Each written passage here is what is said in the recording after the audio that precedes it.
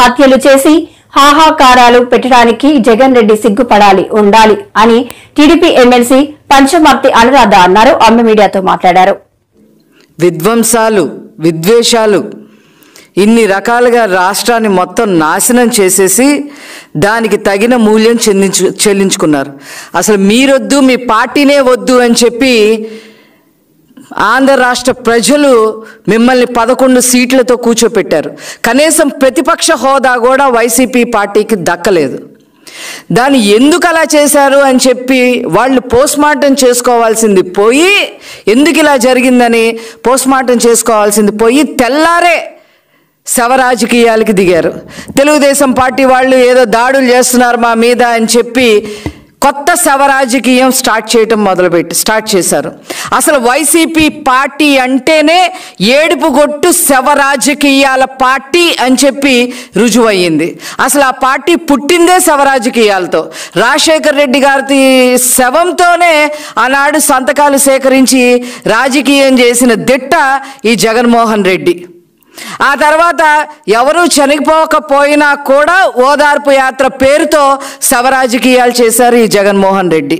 తర్వాత 2019లో బాబాయ్ శవాన్ని అడ్డు పెట్టుకొని శవరాజకీయాలు చేసి ఒక్క ఛాన్స్ పేరుతో ఏదో ప్రభుత్వం ఫామ్ చేసుకోవటం జరిగింది. ఇప్పుడు మళ్ళీ అదే శవరాజకీయాలు ఆంధ్ర రాష్ట్రంలోనే కాకుండా ఏకంగా ఉపరాష్ట్రపతి గారిని కూడా కలిసి ఢిల్లీలో శవరాజకీయాలు చేస్తూ ఉన్నారు. ఏదో తెలుగుదేశం పార్టీ దాడులు చేస్తుంది, మమ్మల్ని బ్రతకనివ్వటం లేదు, లా అండ్ ఆర్డర్ ప్రాబ్లం వచ్చింది అని చెప్పి లేని విషయాలు మళ్ళీ నమ్మబలికే విధంగా మాట్లాడటం నిజంగా సిగ్గుచేటైన విషయం అని చెప్పి ఈ సందర్భంగా నేను మనవి చేస్తా ఉన్నా. అసలు శవరాజకీయాలు అంటే ఎలా ఉంటాయో మీకు చెప్తాను, దాడులంటే ఏ రకంగా ఉంటాయో చెప్తాను. మా కార్యకర్తల పైన కానీ మా పార్టీ పైన కానీ ఏ రకంగా దాడులు చేశారో వాటిని దాడులు అని అంటారు అని చెప్పి మీకు గుర్తు చేయడానికే ఈరోజు నేను ఈ ప్రెస్ మీట్ అటెండ్ అవటం జరుగుతుంది. పల్నాడు జిల్లాలో తోట చంద్రయ్య అనే మా కార్యకర్తని జై జగన్ అని అంటావా లేదా అని చెప్పి అడిగి, జై జగన్ అని నేను జై చంద్రబాబు అనే అంటాను అని మాట్లాడినందుకు తోట చంద్రయ్య గారిని అక్కడికక్కడే నరికి చంపేశారు. దాన్నే హత్య అంటారు, దాడులు అంటారు. అలాగే పల్నాడు జిల్లాలో కంచర్ల జల్లయ్య యాదవ్ అనే అతన్ని ఇదే రకంగా నరికి చంపేయటం జరిగింది.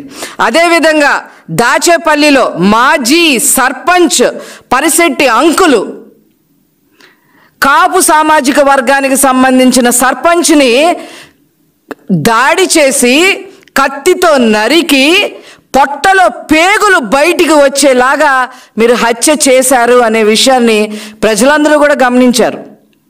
ఆ రకంగా వాటిని దాడి చేయటం, హత్యలు చేయటం అని అంటారని చెప్పి మీకు చెప్పదలుచుకున్నా.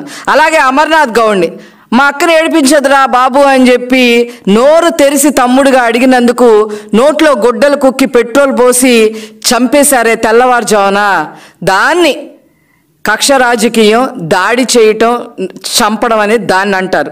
అదేవిధంగా ప్రకాశం జిల్లాలో ట్రాక్టర్తో హనుమాయమ్మ అనే ఒక ముసలావిడిని గుద్దించేశారు. అదేవిధంగా చంద్రబాబు నాయుడు గారి ఇంటి మీద మాజీ ముఖ్యమంత్రి వారు Z+ కేటగిరీలో ఉన్నారు, వారు ఇప్పుడు ప్రెసెంట్ ముఖ్యమంత్రిగా పనిచేస్తూ ఉన్నారు. అలాంటి చంద్రబాబు నాయుడు గారి ఇంటి మీద మీ ఎమ్మెల్యే జోగి రమేష్ని దాడికి పంపించారు మీరు. వాటిని దాడులు అని అంటారని చెప్పి ఈ సందర్భంగా తెలియజేస్తా ఉన్నా. అలాగే మా పార్టీ ఆఫీస్ పైన మీరు మధ్యాహ్నం పూట నిస్సిగ్గుగా వచ్చి దాడి చేసి మా సోషల్ మీడియా పర్సన్, ఒక చేనేత వర్గానికి సంబంధించిన వ్యక్తి బద్రి అనే అతన్ని తల పగల కొట్టారు. ఎదురొచ్చిన వాళ్ళందరినీ, మా నాలెడ్జ్ కమిటీలో ఉన్న వాళ్ళందరినీ కూడా వాళ్ళని కూడా చితకబాదారు. దాన్ని దాడి అని చెప్పి అంటారు. అదేవిధంగా పట్టాభి గారిని ఏ రకంగా చేశారో మీకు నేను గుర్తు చేయాల్సిన పని కూడా లేదు. అలాగే అధికార పార్టీకి చెందిన ఎమ్మెల్సీ ఒక దళితుడిని చంపేసి పార్సిల్ చేశారు. దాన్ని దాడి శవరాజకీయం అని చెప్పి అంటారు. అదేవిధంగా మాస్క్ అడిగినందుకు ఒక దళిత డాక్టర్ని పిచ్చోడు ముద్ర వేసి దాడి చేసి పిచ్చోడు ముద్ర వేసిన హీన చరిత్ర కూడా మీదే అని చెప్పి నేను చెప్తా ఉన్నా. ఓం ప్రకాష్ చిత్తూరు జిల్లా కల్తీ మద్యం గురించి ప్రశ్నించినందుకు తెల్లార శవమై తేలాడు. ఇంతవరకు అతను చంపారో ఆత్మహత్య చేసుకున్నారో కూడా తెలియని పరిస్థితి తీసుకొచ్చారు. అదేవిధంగా అక్రమ ఇసుక గురించి మాట్లాడినందుకు చేనేత వర్గానికి సంబంధించిన ప్రొద్దుటూరులో నందం సుబ్బయ్య అనే వ్యక్తిని రాళ్లతో దాడి చేసి నరికి చంపారు. అదేవిధంగా విజయనగరం జిల్లాలో రాజాంలో కృష్ణా మాస్టర్ గారు కేవలం వైసీపీలో చేరలేదని చెప్పి అతని దాడి చేసి కారుతో గుద్దించి చంపేశారు.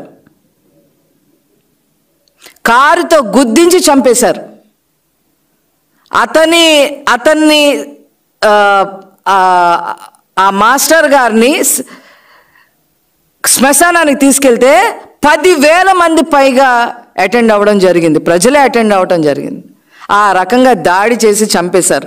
ఇవన్నీ కాకుండా పోలింగ్ తర్వాత మాచర్లలో కానీ, నరసరావుపేటలో కానీ, తాడిపత్రిలో కానీ, ఇతర జిల్లాల్లో కానీ, రాయలసీమ జిల్లాల్లో కానీ ఎంత అరాచకం చేశారు మీరు, ఎంత దాడి చేశారు మా వాళ్ళ మీద.